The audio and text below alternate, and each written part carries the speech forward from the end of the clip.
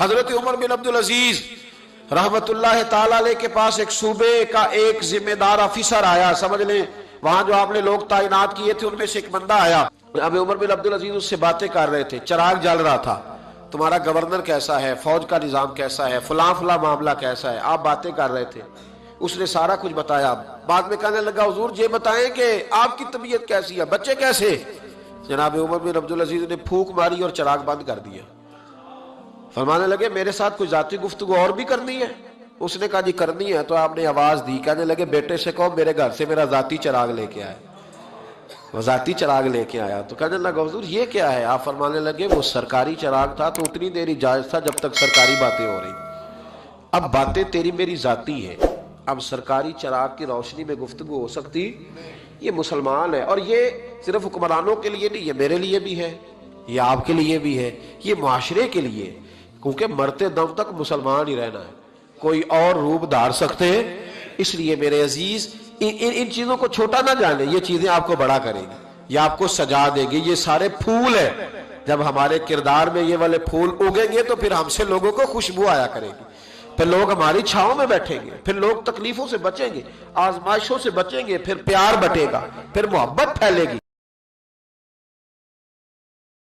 ہر طرف بتوں کی پرستش ہے، نمرود کے مجسمے بنے ہوئے ہیں اور لوگ ان کی پوجا پاٹ کرتے ہیں۔ اب ابراہیم کا امتحان ہے کہ کیا اس ماحول کے اندر وہ ان کی طرف جھکاؤ کرتا ہے، لیکن جناب ابراہیم کہتے ہیں کہ ان تماثیل کے آگے تم آسن مارے بیٹھے ہو، جو اپنا دفاع بھی نہیں کر سکتے اور اپنی ضرورت کی تکمیل بھی نہیں کر سکتے، تمہاری ضرورتوں کو کیسے پورا کریں گے؟ تو یہ میرے رب نہیں ہو سکتے۔ شمس و قمر کو، چاند کو، سورج کو، ستاروں کو پوجتے ہو، اچھا یہ چاند یہ ستارے رب ہے؟ تو جب ڈوب گئے تو کہا کہ جو ڈوبنے والے ہیں وہ میرے رب تو نہیں ہو سکتے، مجھے رب کی ضرورت پڑ جائے، رب ڈوبا ہوا ہو تو مجھے تو وہ چاہیے جو ہر وقت حاضر ہو، تو میں تو اس رب کی پوجا نہیں کر سکتا۔ یہ ان کے شعور کا امتحان تھا اور اس شعوری امتحان میں پورے نکلے۔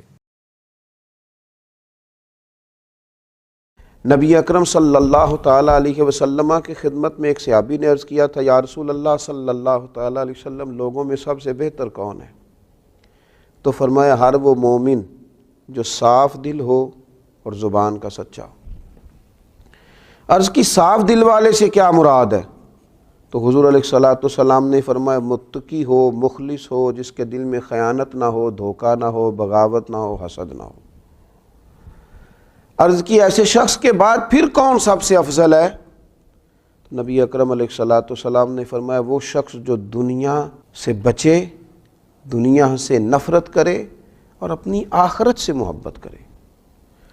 جو صرف دنیاوی معاملات کے ساتھ لگا رہے اور اپنی آخرت کو چھوڑ دے وہ افضل نہیں، افضل تو وہ ہے جس کا دل آخرت کی طرف مائل ہو۔ حضرت مولا علی شیر خدا فرمایا کرتے تھے تمہارے سامنے دنیا بھی ہے اور آخرت بھی، دنیا کے بیٹے نہ بننا، آخرت کے بیٹے بننا۔ اور نبی اکرم صلی اللہ تعالیٰ علیہ وسلم نے فرمایا وہ لعنتی ہے جو درہم و دینار کا بندہ بن گیا، جو بن ہی پیسے کا بندہ گیا ہے، دولت مل گئی ہے تو سکون ہے، نہیں ملی تو بے چین ہے، بندہ تو اللہ کا بننا۔